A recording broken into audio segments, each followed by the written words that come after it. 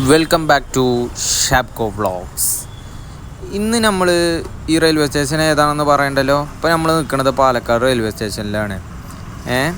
ഇവിടുന്ന് ഇപ്പോൾ നമുക്ക് ഇനി കോയമ്പത്തൂർക്ക് പോയി നോക്കാം. നല്ല റൂട്ടാന്ന് കിട്ടുക സീനാണ്. നമുക്ക് പ്ലാറ്റ്ഫോം 4ക്കാണ് പോകേണ്ടത്. നമുക്ക് ചെന്ന് നോക്കാം.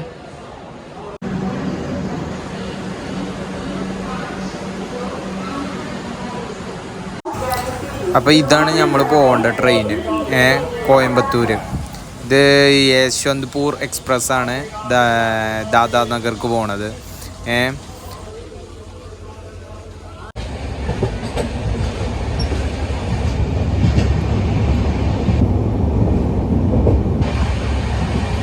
കോയമ്പത്തൂർ റൂട്ടിൽ ഇങ്ങനെ പോയിക്കൊണ്ടിരിക്കുകയാണ്.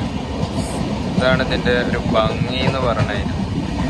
ഒരു രക്ഷയില്ല ഗൈസ്. കാട്,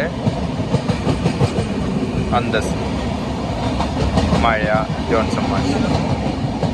ഇവിടെ ഇരിക്കാൻ നല്ല പൂതിൻ്റെ. ചളി ആയി കഴിഞ്ഞാൽ പിന്നെ ഒന്നും പറയാൻ പറ്റൂല. ചീന മൂട് കൊണ്ട് നടക്കണ്ടേ വരും. അതുകൊണ്ട് മാത്രമാണ് ഇങ്ങനെ കഷ്ടപ്പെട്ട് നിന്ന് ഈ വ്യൂ ഒക്കെ കണ്ട് അടിപൊളിയായി ഇങ്ങനെ പോണത്. ഇതല്ല ഇതിൻ്റെ ഒരു രസം എന്ന് പറയണത്. മൊത്തത്തിലൊരു സുഖമുണ്ട് കേട്ടോ. പിന്നെ പറയാൻ വിട്ടുപോയി, ഇതിൻ്റെ ആദ്യത്തെ ഒരു വ്ളോഗാണ്.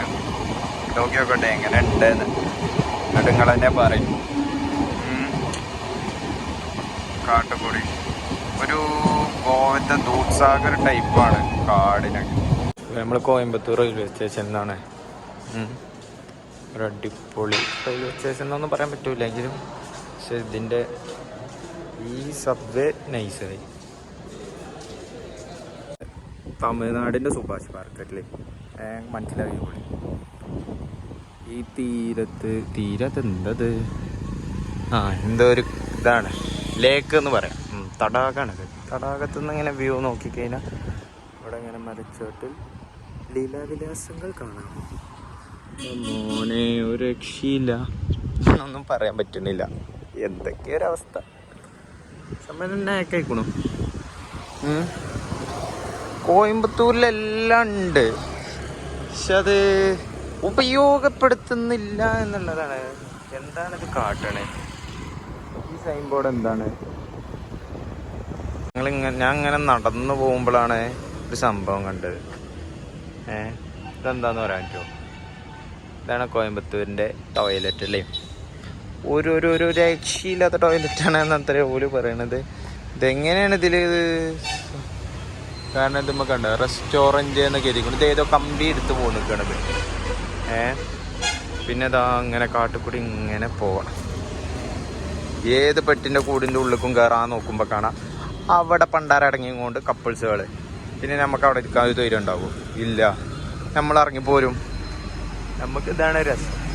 ഇതിങ്ങനെ കണ്ട് ആസ്വദിച്ച് കണ്ട കായലും കായലരികത്ത് വല്ലങ്ങിറിഞ്ഞപ്പള്ളിക്കൊണ്ടെന്നൊരു സുന്ദരി പെണ്ണ് കെട്ടാനെന്ത്. ഇപ്പൊ ഇതാണ് റോഡ്. ഇതല്ലേ ബൈപ്പാസ് റോഡ് എന്ന് പറയുന്നത്. ഉക്കണം ബൈപ്പാസ് റോഡ്. ആരുമില്ല. രാത്രിയാണെങ്കിൽ ചിലപ്പോൾ ഒരു വൈബ് തന്നെ ആയിരിക്കും. മറൈൻ ഡ്രൈവ് ടച്ച് ഉണ്ട്, പക്ഷെ മറൈൻ ഡ്രൈവ് ഇത്ര സെറ്റപ്പില്ല. കുറച്ചും കൂടി സെറ്റപ്പാണ് മറൈൻ ഡ്രൈവ്. പിന്നെ സ്കൂൾ പോലെയല്ലേ, 1 മണി കഴിഞ്ഞാൽ ക്ലോസ് ആക്കും, വിടും, തുറക്കലൊക്കെ അടക്കലൊക്കെ ഉണ്ട്. പിന്നെ ആ പരിപാടിയില്ല. ഇതാണ് ബിസ്ക്കറ്റും പിന്നെ എന്തോ അടിപൊളി ജ്യൂസും. തമിഴ്നാട് റോഡാണ്.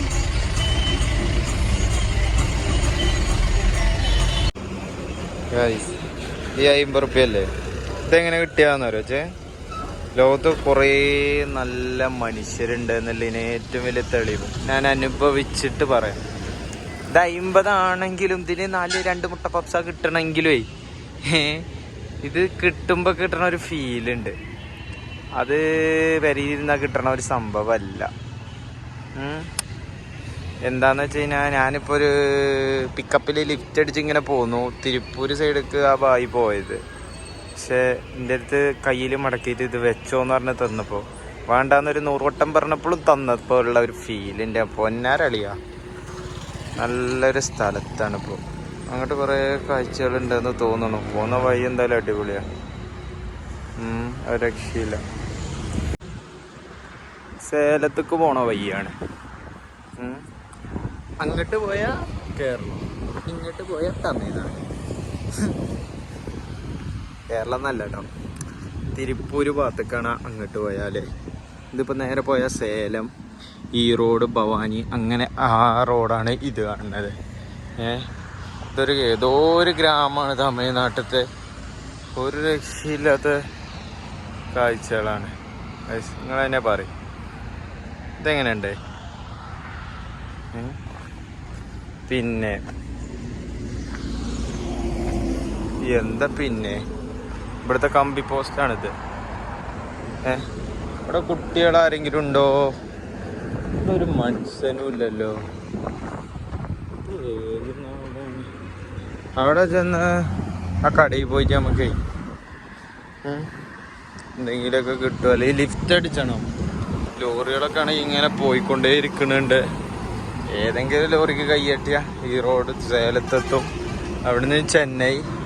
അതാണിപ്പോൾ പ്ലാന്. ഇങ്ങനത്തെ പ്ലാന്. ഏതോ ഒരു വണ്ടി പോയി കണ്ടു. ഇവനാണ് ഇവിടുത്തെ വേട്ടക്കാരൻ. സാധനം ഇവനാന്നോണം ഇവിടുന്ന് കൊണ്ടാണ്. ഇപ്പൊ ടിക്കറ്റ് ആയിട്ടാണ് അവൻ്റെ അടുത്ത്.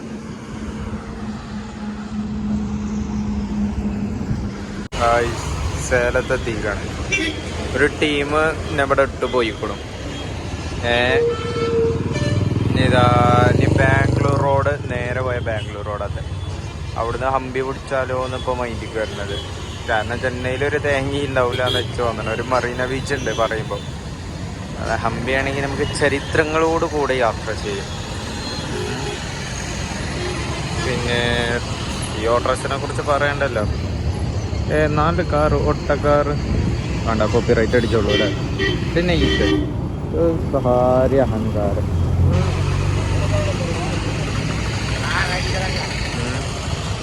ഇതാണ് പല പോലീസ് വണ്ടികളൊക്കെ ഇതാ അങ്ങനെ പോണു. നമുക്ക് ഇനി സ്റ്റേ നോക്കണം. ബൈക്കവിടെ സ്റ്റേ ചെയ്യാം. ഒരു ലോറി കണ്ടുക്കണു. ഇയാളോടെ നമുക്ക് പോയി ലിഫ്റ്റ് ചോദിച്ചു നോക്കിയേക്കാം.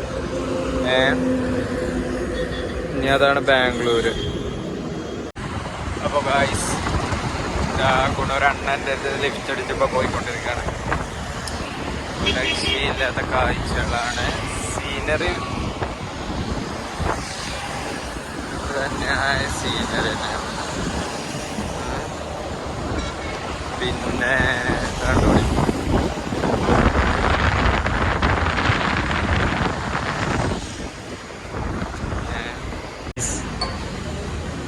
ആ വണ്ടിൻ്റെ മുതലാളിയാണ് നമ്മുടെ ആള്.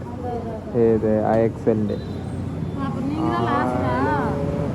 അവിടെ ആളാണ്. മൂപ്പരൊരു അടിപൊളി മനുഷ്യൻ. മൂപ്പരെ കഥ പറഞ്ഞു കഴിഞ്ഞാലേ ഞാനൊക്കെ എന്നോ മരിച്ചു പോകേണ്ട ആളായിക്കണം. ഇപ്പോൾ മൂപ്പര് ചായ വാങ്ങിത്തരാന്ന് പറഞ്ഞു.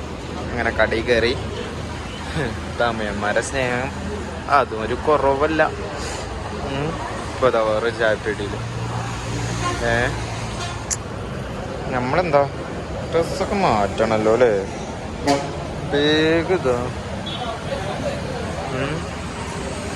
പിന്നെ ആൾക്കാര് കട ഇപ്പൊ കുറേയൊക്കെ മടി മാറി പോകണുണ്ടല്ലേ. ഞമ്മക്കണ്ട് തുടങ്ങല്ലേ. ഇനി എത്ര സ്ഥലം കിടക്കണു കാണാന്. മലയാളി എന്ന് പറയണത് അതൊരു വികാരാണ് ഇപ്പോഴും.